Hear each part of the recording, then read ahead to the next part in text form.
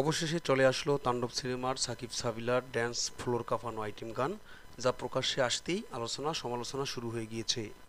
রায়হান রাফি পরিচালিত নতুন ছবির টিজার এই দর্শকদের মাঝে ব্যাপক আলোড়ন ফেলে দিয়েছে।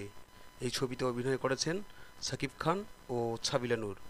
এবার মুহূর্তেই ছবিটির দ্বিতীয় গান লিচুর বাগান 3 মিনিট 30 সেকেন্ডের আইটেম গানটি গেয়েছেন হাসান ও জেফার রহমান।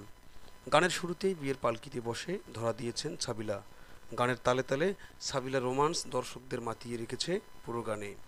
গানটি প্রকাশ পাওয়ার সাথে সাথেই হাজার হাজার দর্শক এই গানটি দেখেছেন এবং ভালো লাগার কথা প্রকাশ করেছেন।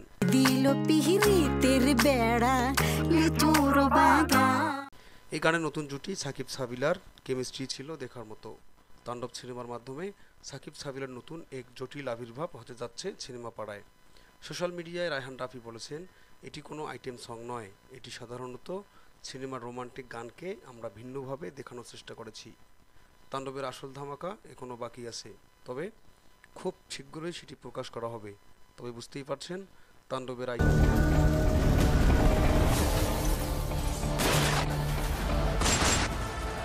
সং আসা এখনও বাকি আছে। এরকম সব আপডেট পেতে আমাদের চ্যানেলটি সাবস্ক্রাইব করে রাখুন।